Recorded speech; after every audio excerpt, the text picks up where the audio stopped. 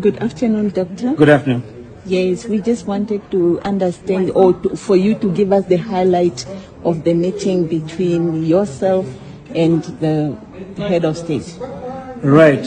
First of all, it's something very unique in Africa. It's not often that you get the ruling party and the official opposition actually sitting and sharing ideas. We had an incredibly cordial meeting where we exchanged views on matters of absolute importance to national building and to the nation of the Republic of Namibia. Issues that concerns everyone wherever they are, whether it's in the village or whether it's in the informal settlements or whether it's in the towns.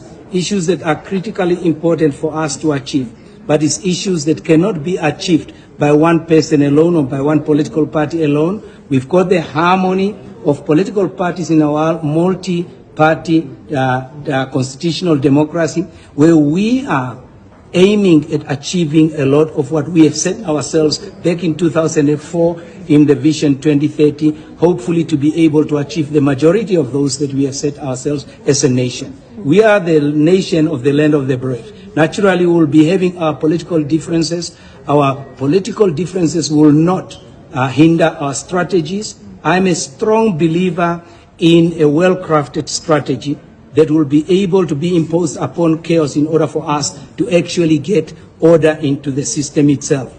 We are lagging behind in our development. We can build as many roads and bridges as necessary, but if we are not investing in the well-being of our people, that is the measure of us looking after our nation indeed. We are a small nation, but with the complexity of the geopolitics in this world and very few countries emerging very, very powerful, and a large number of countries emerging medium powerful. If we are not careful in crafting a very good strategy so that Namibia continue to remain afloat, we will risk being trodden down at the bottom, and Namibia will become irrelevant to many of the countries. So what is important is to maintain a harmonious relationship, in the words of our founding father, between our various political parties, and to share ideas as to how best we can build this Namibian house, just to reflect on our late president, Dr. Hage Gottfried Keingob as well. So what this was is the beginning of another era in the administration, the 8th administration, where political parties will be able to share ideas and to be able to unite where it's important. IPC is ready to support the government of the Republic of Namibia on its policies that are in the best interest of the Namibian people. As a political party, we have got a duty as the official opposition of the Republic of Namibia to oppose what we feel is not in the best interest of the Republic of Namibia, to also scrutinize the government policies and to scrutinize their implementation, to make sure that they are at the coalface serving the people of the Republic of Namibia. Naturally, we've got a lot of problems that we need to overcome and to solve within our local governments, in our regions, and also central government itself. At the coal face of receiving the services is the local authority, and that is what we need to ensure it's well administered. Politicians in the local authorities make the decisions, but the implementation and the effectiveness of that implementation and delivery of services relies entirely on the effectiveness of the executive of all those local authorities. Without those local authorities carrying out their jobs in terms of the executive, it doesn't matter what the politicians decide. It doesn't matter what our members of parliament that we delegated as representatives of IPC are saying in that parliament. If there isn't any harmony that is designed to build this republic so that we can emerge amongst the nations as a triumphant nation where we as the land of the brave can truly say that we built Namibia. It's not about political parties. It's not one political party or the president. They cannot achieve it alone. We have to work together as Namibians. Myself and Her Excellency shared the 1970s as young people, having contributed to the liberation struggle as well. Our commitments has not changed. My commitment has not changed. It's the mode of operation, the mode of implementation. Then may be different, what we want to achieve. Of course, there is big issues that needs to be dealt with. Corruption has to be dealt with.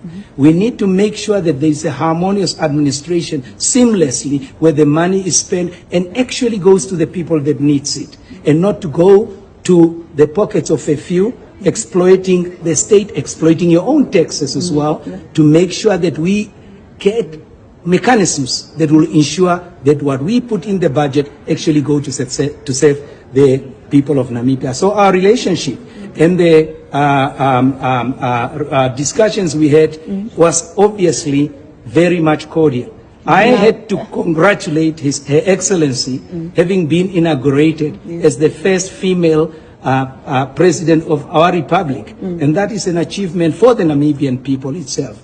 History does not record what elections took place. History only records who was in power at that time. Okay, just a quick Now, one. Doctor, you mentioned that you may differ when it comes to, as politicians, that's a given.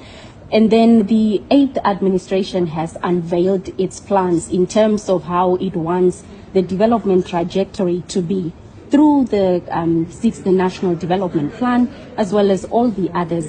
So was there, or is there a point, or is there parts of that particular plan, Doctor, that your party, because you said that as opposition, you are there to scrutinize and hold the government in power accountable at all levels. So are you happy with the plans of the 8th administration so far?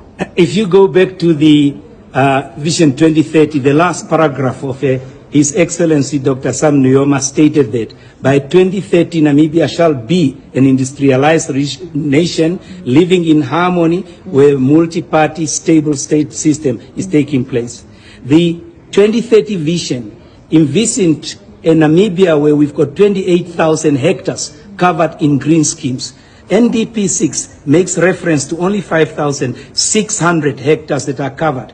We consume 160,000 maize in Namibia itself. NDP 6 says that we have managed to harvest 9,974 tons of maize, which means that we still have to be importing about 150,000 tons.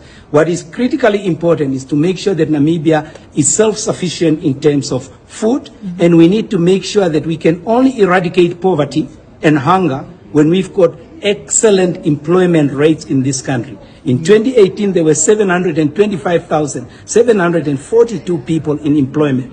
Today, we have the record which says that we've got 546,805. Now, that has got a 24.7 reduction in the people actually working. That has got an impact on our GDP in terms of our consumer, people who have got money that they can spend. It also has got an impact on actually how we are going to be growing our economy. With a reduction in the workforce, there will be a problem. We may differ in how we want to enhance our economy to grow, but we need to be friendly to the foreign investors to make sure that we create an environment conducive.